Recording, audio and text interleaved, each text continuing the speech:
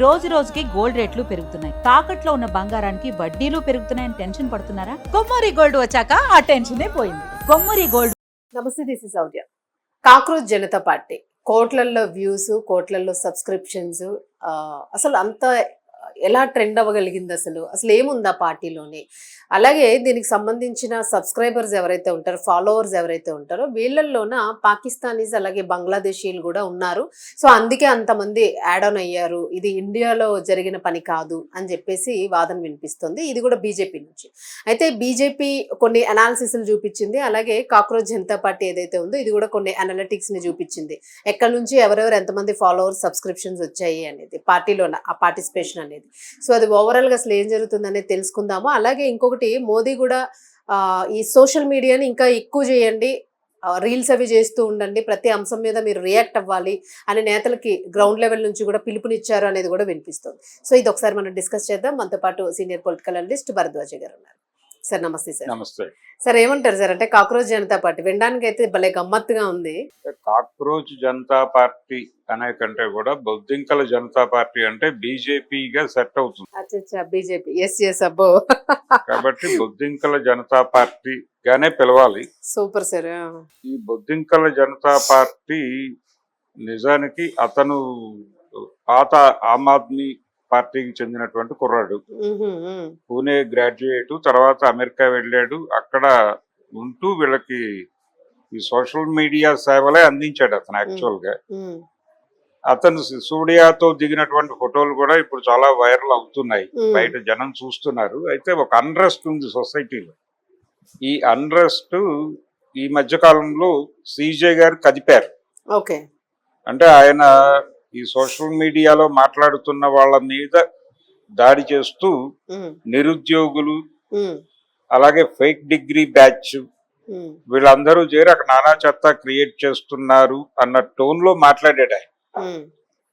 దీని ఇన్ఫ్లుయెన్స్ కోర్టుల మీద పడుతోంది అని కూడా మాట్లాడాడు. ఓకే. ఈ మాటలు జరిగిన సందర్భంలో ఆయన మీద అటాక్ జరిగింది బయట నుంచి. అవును, బొద్దింకలమే మాట్లాడుతున్నాం, మాకు ఉద్యోగాలు ఇప్పించే బాధ్యత మీకు లేదా, అలాగే సోషల్ మీడియాలో ఇష్టం వచ్చినట్టు మాట్లాడుతున్నారని మీరు అంటున్నారు, భావ ప్రకటన స్వేచ్ఛ ప్రొటెక్ట్ చేయాల్సిన కోర్టు నుంచి ఇలాంటి మాటలు రావడం తగునా అని వీళ్ళు అటాక్ చేశారు. అటాక్ చేసిన తర్వాత ఆయన సంజయ్ చెప్పాడు, సిజే గారు నా ఉద్దేశం అది కాదు, ఫేక్ డిగ్రీ బ్యాచ్ చాలా గందరగోళం క్రియేట్ చేస్తోంది అని చెప్పాడు ఆయన. చెప్పి వీళ్ళు కోర్టుల్లోకి వచ్చి ఈ బయట ఈ సోషల్ మీడియా అభిప్రాయాలనే వాళ్ళు కోర్టులో మాట్లాడేస్తున్నారు, ఇది తలకాయ నొప్పిగా మారుతోంది. అందుకని ఆ మాట అన్నాను. ఈ దేశపు యువత పట్ల నాకు గౌరవం ఉంది, నేను వారి పట్ల ఎప్పుడూ అగౌరవం ప్రదర్శించలేదు అని చెప్పుకున్నాడు. అయిపోయింది ఆ ప్రోగ్రాం. అయిపోయిన ఆ టైంలో జరిగినటువంటి గొడవ, మేము బొద్దింకలమే మాట్లాడుతున్నాం, మీరు చెప్పండి జడ్జి గారు అని జనాల నుంచి వచ్చిన క్వశ్చనింగ్ చూసి ఇన్స్పైర్ అయ్యి అతను ఈ పేరు తీసుకున్నాడు. ఈ కాక్రోచ్ అనేటువంటి కాక్రోచ్ జనతా పార్టీ అనేది అక్కడ పుట్టింది, బొద్దింకల పార్టీ. ఈ బొద్దింకల పార్టీ పెట్టేటప్పుడు భారతదేశం ప్రస్తుతం ఎదుర్కొంటున్నటువంటి సమస్యలు ఏమిటి, భారత యువత ఇదేదో జన్జీని కనెక్ట్ చేస్తుందని చాలా మంది అంటున్నారు. ఇన్ని లక్షల మంది అట్రాక్ట్ అవడం వెనకాల జన్జీ మూవ్మెంట్ ఏదో రాబోతోంది ఇండియాలో అని చాలా మంది ఊహాగానాలు చేస్తున్నారు. కానీ ఆ పరిస్థితి ఉంటుందని నేను అనుకోవడం. నిజానికి ఉంది, అన్రెస్ట్ అయితే ఉంది. అన్రెస్ట్ ఉండటం వలన ఎండిన పొలాల మీద చిన్న నిప్పురవ పడింది, మండుతోంది. కానీ ఈ మంటని నడిపించే ప్రోగ్రాం అతని దగ్గర లేదు. ఓకే సార్, అదే అడగబోతున్నాను నేను. ఇదేమైనా కాలక్షేపానికి ఆయన ఒక రివెంజ్ కోసం స్టార్ట్ చేశాడని అనుకోవచ్చా, లేదనంటే నిజంగానే ఇప్పుడున్న భారతదేశ రాజకీయ వ్యవస్థలోని మార్పులు తీసుకురావాలని ఏమైనా ముందుకు ఒక రెవల్యూషన్ లా స్టార్ట్ చేశారు? లేదు, అంటే అతను ఎంతూజియాస్టిక్ గానే వచ్చాడు. అలా వచ్చి తనకు వచ్చినటువంటి ఒక అత్యుత్సాహపు ఆలోచనని ఇంప్లిమెంట్ చేశాడు. దానికి జనాలు విపరీతంగా కనెక్ట్ అయ్యారు. ఇది అనుకోకుండా పడినటువంటి నిప్పురవ్వగానే నేను చూస్తున్నాను. అతనికి కొంత పొలిటికల్ అవేర్నెస్ ఉంది. అతను మాట్లాడుతోంది కూడా అవినీతి గురించి మాట్లాడుతున్నాడు. రాజకీయ అవినీతి, సమాజంలో అవినీతి, మీ ప్రాంతంలో జరిగే అవినీతి మీద మీరు దృష్టి పెట్టండి, ఇందులో సభ్యులు కావాలంటే మీకు ప్రధానంగా బద్ధకం ఉండాలి, మీరు నిరుద్యోగులై ఉండాలి. అంటే ఇవన్నీ ఒక న్యూ ఎరా జనాల్ని కనెక్ట్ చేసుకోవడం కోసం మాట్లాడుతున్న మాటల్లాగా ఉన్నాయి. నిజమే, కానీ అవినీతి ఒక్కటే సమస్య కాదు ఈ దేశంలో. అవినీతి అనేది చాలా మైన్యూట్ గొడవ, దాన్ని మించిన వ్యవహారాలు చాలా ఉన్నాయి ఇక్కడ. భారతదేశంలో కార్పొరేట్ సోషలిజం అనేది ఇంప్లాంట్ చేయటం కోసం జనాల ఆస్తులు గుంజుకుంటున్నారు. మీ ఆస్తులన్నీ కార్పొరేట్లకు ఇచ్చేయండి, మీకు భోజన వసతి కార్పొరేట్లు చూసుకుంటాయి అని చంద్రబాబు నాయుడు లాంటి పెద్ద మనుషులు చెప్తూ వస్తున్నారు. రోజువారీ అమరావతిలో జరుగుతోంది అదే. జనం భూములన్నీ ఆయన తీసేసుకుని రకరకాల కార్పొరేట్లకు ఇచ్చేస్తాడు. ₹1 విలువ చేసే భూమిని ఈయన ₹1000 ఇచ్చేస్తాడు ఎవడికో. ఇచ్చేసిన తర్వాత వాళ్ళు అక్కడ ఫ్యాక్టరీలు పెడితే వీళ్ళ జీవితాల్లో మార్పులు వచ్చేస్తాయి అనేది ఒక ప్రొజెక్షన్ ఇస్తాడు. ఏ మార్పులు వస్తాయి అనేది రూట్స్ లోకి వెళ్తే ఎవరికి తెలియదు. ఆ లోకల్ పీపుల్ కు ఉద్యోగాలు ఇస్తామనే భరోసా ఉండదు అక్కడ. నిజానికి ఆ ప్రోగ్రామ్ తీసుకుంటే మంచిదే. అంటే ఒక ఫ్యాక్టరీ పెట్టినప్పుడు ఆ ఫ్యాక్టరీకి ఏ ఫ్యాకల్టీ యూత్ కావాలి, ఆ యూత్ ఎంత అవైలబిలిటీ ఉంది అక్కడ అనేది ఆ లోకల్ కాలేజెస్ నుంచి డేటా తీసుకుంటే అది తెలిసిపోతుంది. గంట పని అది, గంటలో ఎంతమంది ఉన్నారు దీనికి కావలసిన వాళ్ళు అనేది తెలిసిపోతుంది. వాళ్ళకి ఏం ట్రైన్ చేయాలి అనేది ఒక కరికులం డిజైన్ చేసి ఇమ్మీడియట్ గా వాళ్ళకి ఆ స్కిల్ డెవలప్మెంట్ ప్రోగ్రామ్ అప్లై చేసి వాళ్ళతో ఆ కంపెనీలు నింపి ఆ తర్వాత మిగిలిన ఉద్యోగాలు మాత్రమే బయట ఎవరికైనా ఇస్తామని చెప్పగలరా వీళ్ళు? చెప్పిన సందర్భాలు ఉన్నాయా? అలా జీవోలు ఎప్పుడైనా ఇచ్చారా? భూములు తీసుకుంటున్నావు కదా మీదపడి, మరి ఆ లోకల్ పీపుల్ కి ఒక అష్యూరెన్స్ ఇస్తూ అగ్రిమెంట్ చేయాల్సిన బాధ్యత ఉందిగా ప్రభుత్వంగా. అక్కడ గాని తెలంగాణలో గాని లగిచర్లలోను సూర్యాపేటలోను ఫార్మా క్లస్టర్ అనే పేరుతో రేవంత్ రెడ్డి గారు జనం భూములు ఆపుకునే ప్రయత్నం చేశాడు. వాళ్ళకి ఇలాంటి అఫిడవిట్ ఏమన్నా ఇచ్చిందా గవర్నమెంట్? ఇవ్వాల. అందుకని వాళ్ళు ఇళ్లకు తాళాలు పెట్టుకుని పారిపోయారు. సో ఇది కండిషన్. ఈ పరిస్థితుల మీద ఈ కాక్రోచ్ పార్టీ వాళ్ళకి ఏమైనా అభిప్రాయం ఉందా? ఫ్లోట్ చేసిన అతనికి ఈ కథ తెలుసా అసలు? కనీసం ఈ దేశ ప్రజలు ఎదుర్కొంటున్న ఆల్గారిథం రూలింగ్ వరల్డ్ మనం బతుకుతున్నాం. ప్రతి బుర్రని వాళ్ళు కంట్రోల్లో తీసేసుకుని ఉన్నారు. తీసేసుకుని వాడు ఏం తినాలి, ఏం చూడాలి, ఏం మాట్లాడాలి కూడా వాళ్ళే చెప్తున్నారు. ఈ కండిషన్ లో జనాలు రకరకాల సఫరింగ్స్ గురై ఎవడి కంపార్ట్మెంట్ లో వాడు బతుకుతున్నాడు. జనాల్ని చీల్చేశారు. చీల్చేసి కొడుకుల బుర్రల్లో పిల్లలే, ఒక 5-6 ఏళ్ల పిల్లల బుర్రల్లో వాడు రకరకాల కోరికలు నాటుతాడు. ఆల్గారిథం కింగ్ ఆ నాటిన అభిప్రాయాలు వాళ్ళ తల్లిదండ్రులతో మాట్లాడితే తల్లిదండ్రులు భయపడిపోతున్నారు. పిల్లలతో మాట్లాడటానికి తల్లిదండ్రులు వణికిపోతున్న సందర్భం ఉంది ఈ దేశంలో. వాడు రకరకాల కోరికలు కోరతాడు. అదేదో విచిత్రమైన డ్రైవ్ ఉంది స్విట్జర్లాండ్ లో, వచ్చే గురువారం ఒక్కరోజు జరుగుతుందట. అది నువ్వు కండక్టర్ ఏ ఉద్యోగం చేస్తావో నాకు సంబంధం లేదు, నాకు రేపు మధ్యాహ్నం గనక నువ్వు ఒక 60 lakhs ఇస్తే సరదాగా అలా వెళ్ళి ఒకసారి అది చేసి వచ్చేస్తాను అని ఒక కొడుకు తండ్రిని అడుగుతున్నాడు స్పష్టంగా ఈ రోజు. అలా వీళ్ళు డ్రైవ్ చేస్తున్నారు, పిల్లల బుర్రల్ని వాళ్ళు నడిపిస్తున్నారు. ఫోను ఆల్గారిథం అనేది పట్టుకుని వాళ్ళని జావగొట్టేస్తున్నారు. వాళ్ళ ద్వారా పేరెంట్స్ ని జావగొడుతున్నారు. పేరెంట్స్ పిల్లల్ని చూసి భయపడుతున్నారు.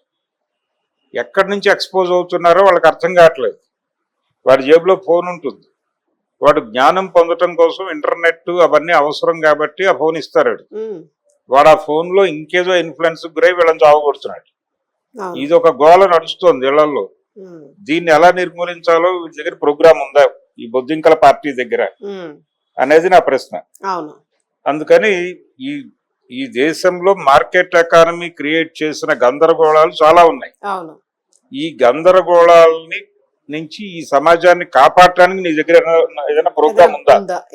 ఎగ్జాక్ట్లీ సార్, మంచి క్వశ్చన్ అసలు. అది దానికి సంబంధించి నీ దగ్గర ఏదైనా ప్రోగ్రామ్ ఉంటే అప్పుడు మాట్లాడుకోవడానికి చాలా సబ్జెక్ట్ వస్తుంది బయట. ఏమీ లేకుండా నువ్వు అవినీతి అంటే కుదరదు. అవినీతి అనేది నామినల్. అవినీతి లైజానింగ్ అనేది లంచం అనే దాన్ని మింగేసింది. ప్రతి ఆఫీస్ లోనూ లైజానింగ్ ఆఫీసర్ ఉంటున్నాడు. ఆ లైజానింగ్ ఆఫీసర్ వాడు క్రైసిస్ మేనేజ్ చేస్తాడు. ఎవడైనా ఏదైనా పని చేయకపోతే వీడు వెళ్ళి వాడికి డబ్బులు ఇచ్చి ఆ పని చేయిస్తాడు. లంచం అనేది లైజానింగ్ అని చట్టబద్ధమైన టర్మ్ గా మారిపోయి బతుకుతున్నాం మనం.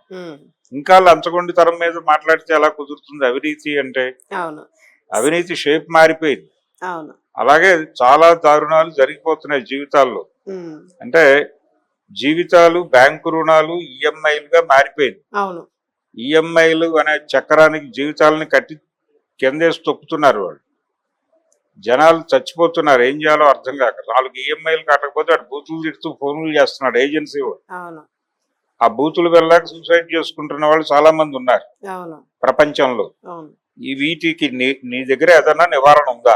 సరే, అలాగే అంటే ఇప్పుడు ఏదైతే ఇప్పుడు ఈ ఫాలోయింగ్ వచ్చిందో వీళ్ళకి, బీజేపీ వాళ్ళు ఇప్పుడు కొత్తగా స్లోగన్ తీసుకోవడం, అంటే ఆల్రెడీ బీజేపీ అంటే సోషల్ మీడియాలోనే వాళ్ళు మొదటి నుంచే ఉందనుకోండి. బట్ ఇప్పుడు మళ్ళీ కొత్తగా మోదీ గారు స్వయంగాను రీల్స్, షార్ట్స్ ఇవన్నీ చేస్తూ ఉండండి, పబ్లిక్ లో ఉండండి అని అంటే ఒక ఒక భయం ఏమైనా స్టార్ట్ అయింది అనుకోవచ్చా, లేదనంటే వాళ్ళ స్ట్రాటజీ వేరే ఉంది అనుకోవచ్చు? న్యూ జనరేషన్ కి కనెక్ట్ అవ్వండి మీరు అంతే తప్ప అని కాక్రోచ్ కి చెప్తున్నాడు. భయపడేది లేదు. కాక్రోచ్ భయం అది ఉంది. ఉమ్, ఆ భయంతో మాట్లాడిన మాటలే. ఉమ్, ఉమ్, అంటే ఈ జంజీ మూమెంట్ లాంటిది క్రియేట్ అయ్యి ఉమ్, భారతదేశంలో మన జీవితాలు ఇలా అయిపోవడానికి కారణం ఏమిటి అని ఈ జనాలందరూ ఒక చోటకు చేరి ఉమ్, అనుకుంటారేమో అనే భయం కనిపిస్తోంది ఇప్పుడు బీజేపీలో. ఉమ్, అందుకని ఈయనేం చెప్తున్నాడంటే, ఈ జనరేషన్ యూత్ ఎక్కడుందో అక్కడికి వెళ్ళి మీరు కనెక్ట్ అవ్వండి. ఉమ్, మీరు కూడా రీల్స్ చేయండి, విచిత్రమైన వేషధారణ చేయండి, ఆ, వాళ్ళు వచ్చి కనెక్ట్ అవుతారు. వాళ్ళని పట్టుకెళ్ళి ఎక్కడైనా కూర్చోబెట్టి వాళ్ళతో తాగించి, బాబు మీరెవరు టెన్షన్ పడకండి, మేము అన్ని ఏర్పాట్లు చేస్తాం, మీకు ఏ ఇబ్బంది లేకుండా మేము చూసుకుంటాం, మీరు మాకు ఓట్లు వేయండి అని చెప్పండి. ఉమ్. ఏది మోదీ గారు లాస్ట్ లో ఎలక్షన్ లో బ్లాక్ కలర్ పెయింట్ వేసుకొని దిగారు కదా. అంటే అదే అలాంటి అంతేనా? విచిత్ర అలాంటి వేషధారణతో వెళ్ళాలి వీళ్ళు. ఉమ్, అలాగే పబ్బులకి వెళ్ళండి, ఉమ్, దాంతో పాటు వాళ్ళు ఎక్కడైతే డ్రగ్స్ కన్జ్యూమ్ చేస్తారో ఆ ఏరియాలకు వెళ్ళండి, ఉమ్, వెళ్ళి వాళ్ళతో మింగిల్ అవ్వండి. ఉమ్, మీరు కూడా కొంచెం డ్రగ్ తీసుకోండి, మీరు కూడా కొంచెం తాగేసి ఆ పబ్ లో ఎగరండి, ఉమ్, వాళ్ళతో కనెక్ట్ అవ్వండి. వాళ్ళని ఈ లైఫ్ బాగుంది, మీరు హ్యాపీగా ఇలాగే ఉండండి, దీనికి సంబంధించిన ఏర్పాట్లు మేము చేస్తాం ఉమ్, అని చెప్పండి. ఉమ్, అని చెప్పేసి ఫ్రెండ్లీగా వాళ్ళతో ఉండి ఆ ఓట్లు ఎక్కడ డీవియేట్ కాకుండా, పర్టికులర్ గా ఈ బొద్దింకల వైపు వెళ్లకుండా ఓకే. వాళ్ళ ఓట్లన్నీ కూడా మన పార్టీ వైపు టర్న్ అయ్యేలాగా మీరు వాళ్ళని మోటివేట్ చేయండి. అవసరమైతే డబ్బులు ఖర్చు పెట్టండి, నో ప్రాబ్లం. ఉమ్, ఇది ఆయన ఇస్తున్నటువంటి motivation party Okay. Cadre. Okay. అందుకని ఇదేదో జంజీ మూమెంట్ దిశగా వెళ్తుందేమో అనేది అపోహ ఒక డౌట్ ఉంది వాళ్ళకి. అనేది. ఎందుకైనా మంచిది ఒక అవును. ప్రికాషనరీ మెజర్ గా ఉమ్, క్యాడర్ ని మొత్తాన్ని యూత్ కి కాపలాగా పెట్టేస్తే ఉమ్, కొంతవరకు ప్రొటెక్షన్ దొరుకుతుంది. ఎవరైనా ఓవర్ యాక్షన్ చేస్తే మనం ఎలాగూ మన చేతిలో తుపాకులు ఉన్నాయి, వెళ్ళి వాళ్ళని చంపేయచ్చు, నో ప్రాబ్లం ఉమ్, అనేది అమిత్ షా గారు, నరేంద్ర మోడీ గారుల వ్యూహం. ఓకే. ఆ మేరకు ఆయన అలా మాట్లాడుతున్నాడు. ఓకే. ఈ బొద్దింకల పార్టీ ప్రస్తుతానికి ప్రమాదకరం కాదు. ఓకే. అంటే వాళ్ళ దగ్గర నిర్మాణాత్మకమైన కార్యక్రమం నాకేమీ కనిపించలేదు వాళ్ళ సైట్ లో కానీ ఇంకెక్కడా కూడా. సరే, సైట్ అన్నారు కాబట్టి ఒక చిన్న క్లారిటీ. దీనిలోని పాకిస్తానీస్ అండ్ బంగ్లాదేశ్ వాళ్ళవే ఎక్కువ 65% ఆఫ్ మెజారిటీ ఉంది అంటున్నారు. సో అది ఎంతవరకు వాస్తవం అనుకోవచ్చు, లేదంటే దీన్ని అంతా డైవర్ట్ చేయడానికి అది బీజేపీ వాళ్ళు చెప్తున్నారు ఆ మాట. అవును, వీళ్ళేమో 90% ఇండియాదే ఉంది అంటున్నారు. ఇండియా ఉండొచ్చు, ఇండియాలో ఉన్న బంగ్లాదేశ్ వాళ్ళు కూడా ఎంటర్ అయి ఉండొచ్చు దానిలోకి. ఇప్పుడు బంగ్లాదేశ్ నుంచి వలసలు ఉన్నాయి, అవును, నేపాల్ నుంచి వలసలు ఉన్నాయి భారతదేశంలోకి. నేపాల్ వాళ్ళు హిందువులు కాబట్టి అలౌ చేస్తాం, బంగ్లాదేశ్ వాళ్ళు ముస్లింలు కాబట్టి అలౌ చెయ్యమని పిచ్చి మాటలు మాట్లాడుతుంది బీజేపీ. మరి వాళ్ళు ఈ దేశం నుంచి వెళ్ళిన వాళ్ళగా ఈ దేశంలో మొక్కే కాదు, తూర్పు బెంగాల్ ని నువ్వు బంగ్లాదేశ్ అన్నావు, అది ఇక్కడదే. అలాగే నేపాల్, టిబెట్ ఇవన్నీ కలిపి అఖండ భారత్ అనే సిద్ధాంతం ఉంది వాళ్ళ దగ్గర. ఇన్ని సిద్ధాంతాలు మీ దగ్గరే పెట్టేసుకుని మీకు అనుకూలమైనవి మీకు అనుకూలంగా వాడుకుని వ్యతిరేకమైనవి వాటి మీద దాడి చేస్తే ఎలా కుదురుతుంది? నేపాల్ వాడికి ఒక న్యాయం, బంగ్లాదేశ్ వాడికి ఒక న్యాయం, మతపరమైన న్యాయం చేయటం ఏమిటి అని ఒక గొడవ ఉంది ఆల్రెడీ ఎగ్జిస్టింగ్. కనుక ఇక్కడ నేపాల్ వాళ్ళని ఫెసిలిటేట్ చేస్తున్నారు, వీళ్ళని చేయట్లా, వీళ్ళని రోహింగ్యాలనే పేరుతో చంపేస్తున్నారు. ఎవరైనా మాట్లాడితే నీ ఇంట్లో పెట్టుకో రోహింగ్యాలని అంటున్నారు, అంతే తప్ప రోడ్ల మీద బతకనివ్వం అని చెప్తున్నారు ఓపెన్ గానే. ఇది కండిషన్. ఈ కండిషన్ లో వీళ్ళల్లో నుంచి అన్రెస్ట్ ఉన్న వాళ్ళు కూడా ఈ కాగితాలు నింపు ఉండొచ్చు దానిలో. ఇండియాలో బంగ్లాదేశ్ లో జనాలని ఇన్ఫ్లుయెన్స్ చేయగలిగిన వాళ్ళు కూడా ఇక్కడే ఉన్నారు. వీళ్ళు అక్కడ వాళ్ళని మోటివేట్ చేసి కూడా కొన్ని కాగితాలు నింపించి ఉండొచ్చు. Okay, of course. పాకిస్తాన్ నుంచి కూడా జరిగి ఉండొచ్చు. పాకిస్తాన్ నుంచి కూడా జరిగిందని చెప్తున్నారు వీళ్ళు. పాకిస్తాన్ వాళ్ళు కూడా కనెక్ట్ అయి ఉండొచ్చు. ఇదేదో అది సోషల్ మీడియా కాబట్టి ఎక్కడెక్కడి నుంచో కనెక్ట్ అయ్యే ఛాన్స్ కూడా ఉంటుంది. కనెక్ట్ అయ్యే ఛాన్స్ ఉంది. రెండోది పర్టికులర్ గా ఇది ఇండియా సరౌండింగ్స్ కి కనెక్ట్ అవుతుంది జనరల్ గా. ఇంకోటి ఏంటంటే సార్, నెగిటివ్ పాయింట్స్ ఎక్కువ ఉన్నాయి కదా ఇక్కడున్న రాజకీయాల మీద. సో దానికి కూడా వాళ్ళు ఆర్జం పోసే రకంగా అనుకోవచ్చు. ఏదైనా కావచ్చు. అంటే పాకిస్తాన్ వాళ్ళు ఎందుకు కనెక్ట్ అయ్యారు, దాన్ని ఎందుకు ఎస్టాబ్లిష్ చేయాలి అనుకుంటోంది బీజేపీ అంటే, దీన్ని అడ్డం పెట్టుకుని దీనిలోకి కొన్ని ఉగ్రవాద ఎలిమెంట్స్ ప్రవేశించి దీన్ని తమకి అనుకూలంగా మలుచుకుంటాయేమో కాబట్టి ప్రికాషనరీ మెజర్స్ కింద నేను ఈ మాట చెప్తున్నానని పాకిస్తాన్ ని కోట్ చేశారు వాంటెడ్ గా. అంటే ముస్లింస్ అందరూ ఉగ్రవాదులే అని మేము అంటం లేదండి, కానీ ఉగ్రవాదులు అందరూ ముస్లింలే అని అదే మాటను తిప్పి చెప్పి డెమోక్రటిక్ గా చెప్తున్నాం కదా మేము అనే నరేంద్ర మోడీ గారు చాలా సార్లు తిప్పి చెప్పాడు ఆ మాట. కనుక ఇలాంటి ప్రమాదాలు అంటే వాళ్ళు గతంలో అన్నా హజారే కూడా ఇలాంటి మూమెంట్ ఒకటి చేశాడు. అన్నా హజారే కూడా ప్లాంటెడ్ లీడర్. ఆ రోజున యూపీఏకి వ్యతిరేకంగా యూపీఏని టార్గెట్ చేస్తూ భారతీయ జనతా పార్టీ ప్లాన్ చేసింది ఆయన. అక్కడి నుంచి పుట్టినవాడే కేజ్రీవాల్ వీళ్ళందరూ. ఇప్పుడు ఈ బొద్దింక పుట్టింది కూడా అక్కడే. కనుక ఆ రోజున అన్నా హజారే మూవ్మెంట్ ని అద్భుతంగా వినియోగించుకుంది భారతీయ జనతా పార్టీ యూపీఏని వేసేయటానికి. ఇప్పుడు కూడా కాంగ్రెస్ ని టార్గెట్ చేస్తూనే వీళ్ళు ఈ కార్యక్రమం మొదలు పెట్టారా అనేది కూడా ఒక డౌట్ ఉంది. అంటే ఇప్పుడు కాంగ్రెస్ ని వాళ్ళు ఓపెన్ గా రోడ్డు మీద నిలబెట్టారు ఒక రకంగా ఈ బొద్దింకల ఉద్యమం ద్వారా. ఏంటంటే ఈ దేశంలో అన్రెస్ట్ ఉంది. ఈ అన్రెస్ట్ ఉన్న వాళ్ళు భారతీయ జనతా పార్టీ పాలన మీద అన్రెస్ట్ ఉంటే వాళ్ళు ఎవరిని ఆల్టర్నేటివ్ గా చూడాలి? కాంగ్రెస్ ను చూడాలి, రాహుల్ గాంధీని చూడాలి. కానీ వాళ్ళు బొద్దింకలను చూస్తున్నారు. అంటే కాంగ్రెస్ పార్టీ లేదు ఇక్కడ, దాని ఉనికి అయిపోయింది, దాని సినిమా ముగిసింది అని చెప్పడం కోసం ఈ బొద్దింకల్ని బీజేపీ వాడు పుట్టించి ఉండొచ్చు. అది ఆ కుట్ర కోణంలో కూడా దీన్ని చూడాల్సిన అవసరం ఉంది అనేది నేను ఫీల్ అవుతాను.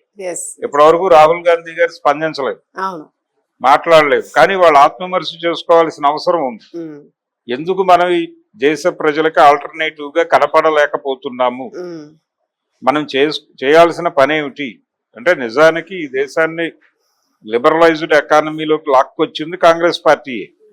దానికి ఓపెన్ గా సారీ చెప్తాం. ఇప్పుడు ఎమర్జెన్సీ పెట్టినందుకు బహిరంగ క్షమాపణ అన్నాడు కదా ఆ రోజున. ఇందిరాగాంధీని సస్పెండ్ చేసి బ్రహ్మానంద రెడ్డి గారు పార్టీ అధ్యక్షుడిగా ఎమర్జెన్సీ పాపం మాదే, కాకపోతే ఇందిరాగాంధీది అని చెప్పాడు ఆ పెద్ద మనిషి. అలా మీరు కూడా ఏదైనా సంజయ్షి చెప్పండి. మేము అనవసరంగా ఏదో ఊహించి ఆ భూతాన్ని తెచ్చి ఇంట్లో పెట్టాం, అది ఇప్పుడు తినేస్తోంది ప్రపంచాన్ని, ఇది చూసి కడుపు మండిపోతోంది మాకు, దీని నుంచి వెనక్కి తీసుకెళ్ళటం కూడా మా బాధ్యతగానే అనుకుంటున్నాం, మీరు మాకు ఓట్లేయండి అని ఎందుకు అడగలేకపోతున్నారు మీరు జనాన్ని? మీ ప్రోగ్రామ్ ఏమీ లేదు కదా ఏరియాలో, అందుకనే వాళ్ళు మాట్లాడలేకపోతున్నారు దీని మీద ఏం చేయాలనేది. దీన్ని ఎక్స్పోజ్ చేస్తోంది బీజేపీ తన యూట్యూబ్ ఛానల్స్, తన మీడియా ద్వారా కాంగ్రెస్ నిష్క్రియాపరత్వాన్ని వాళ్ళు ఎక్స్పోజ్ చేస్తున్నారు.